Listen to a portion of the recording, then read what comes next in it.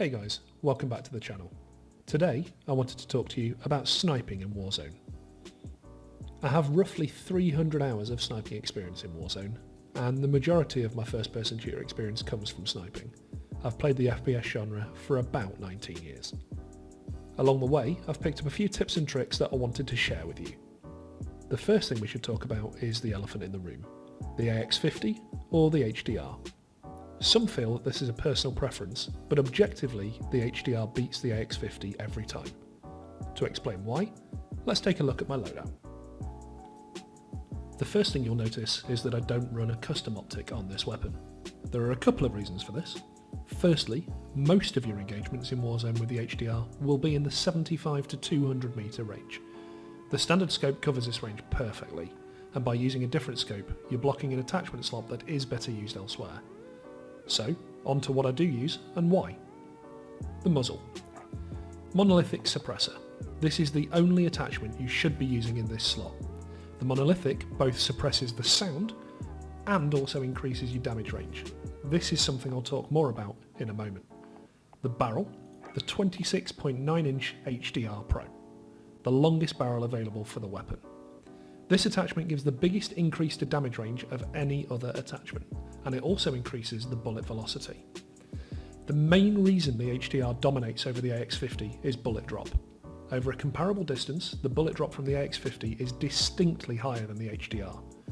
Of course, you can learn to calculate the bullet drop for the approximate range that you're shooting at, but this is another calculation that will slow down your shot. When we talk about sniping techniques in a little while, you'll see why it's important to minimise your aim down sight time. Next, the stock. FTAC Stalker Scout.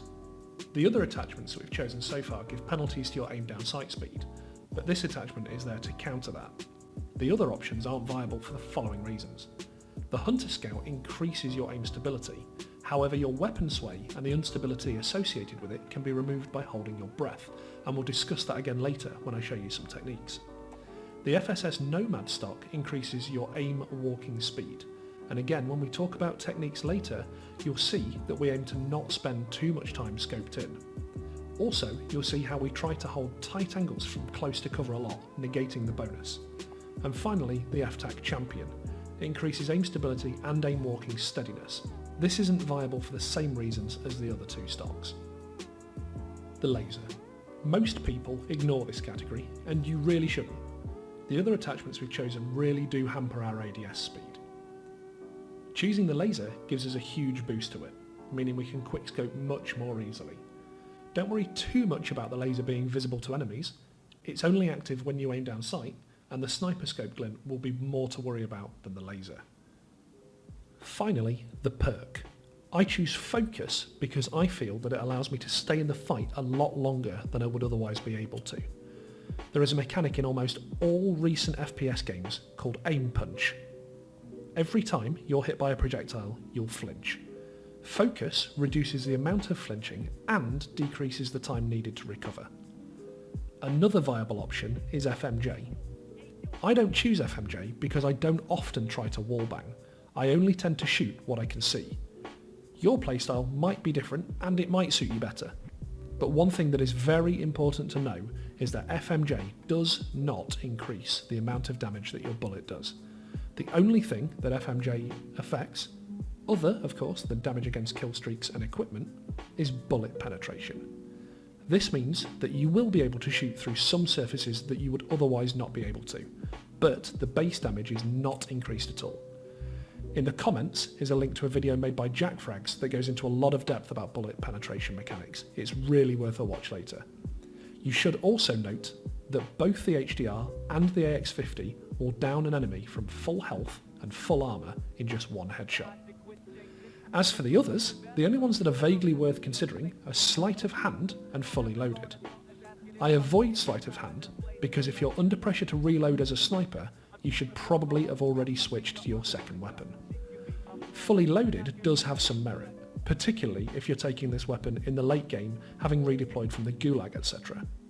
Because of all the reasons I've mentioned, the comparable bullet damage, the rate of fire, the base ADS speeds, but the lack of bullet drop from the HDR beats the AX50 for all engagements.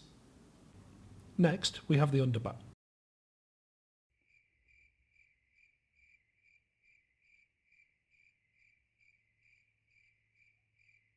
Never mind. The last thing to talk about from the loadout is the perks. I like to run EOD because somewhere in your enemy's squad will be someone with a rocket launcher or with C4 as their lethal. EOD gives you a lot of survivability against both of those weapons. A single rocket or a single C4 pack will not be enough to down you from full health and full armour with EOD. Some people will also run cold-blooded, but I don't feel like enough of your enemies will be running thermal scopes as to make a difference. Almost everyone runs C4 or a rocket launcher somewhere. The second perk is Ghost. However, I do run a 2 loadout game.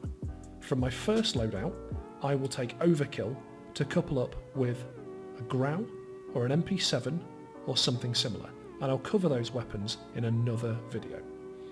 But for my second loadout, I will always take Ghost. Ghost is so powerful against UAVs and heartbeat sensors, and it makes you almost invisible to enemy teams. This will force them to make errors and expose themselves to you. Finally, I run Amped. As a sniper, you are always changing weapons. You will spend short periods of time aiming down sight of a sniper and switching very quickly to your close quarters weapon. This will give you a good field of view and be able to protect you from anyone that's crept up on you while you're aimed down sight.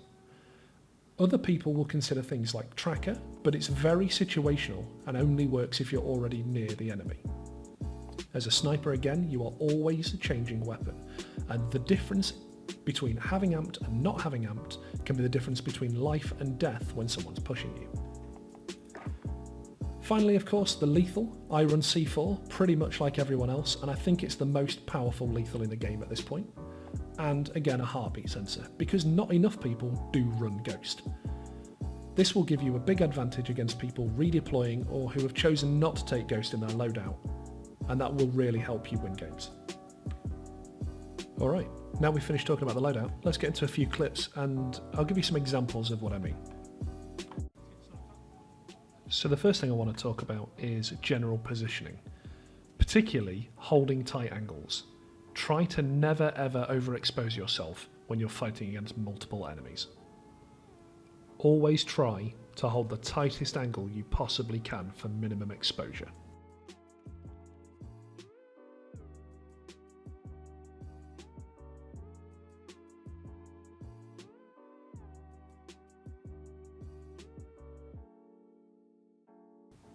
Sometimes to win a sniper battle, you'll need to bait a shot from your enemy. Down the other sniper. Once your enemy fires, you'll have about 1 second where they won't be shooting at you.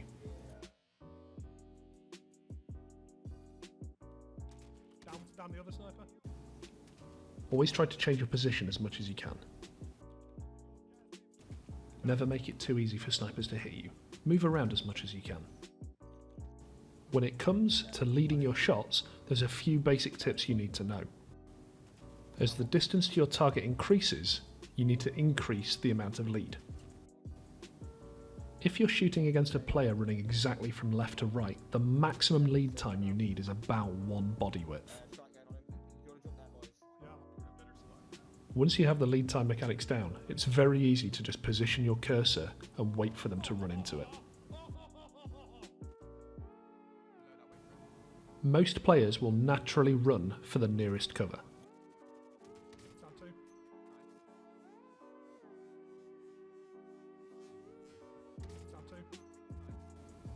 When shooting at vehicles, it often depends on how fast the vehicle is moving relative to you. As a general rule, never shoot more than half the length of the vehicle ahead.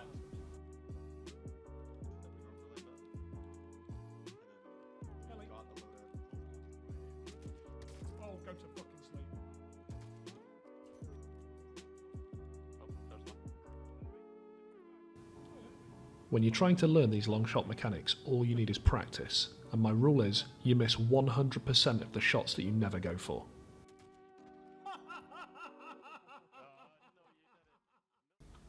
As a general rule, you should never stand still while you're in Warzone. You make yourself a very easy target for snipers. Oh no!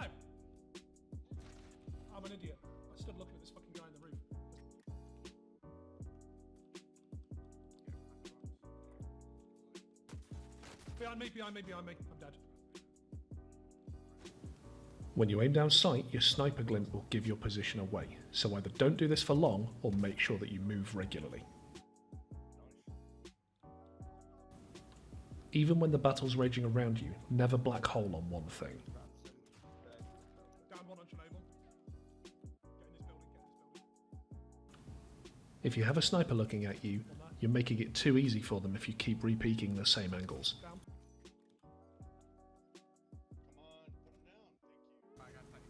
When you're under fire from a sniper, change your position as much as you possibly can. Down to the guy on the left. So, to recap, try not to expose yourself too much when peeking. Never stand still, except for when you're taking the shot. Don't re-peek unless you've got no choice, in which case try to bait your enemy into shooting first.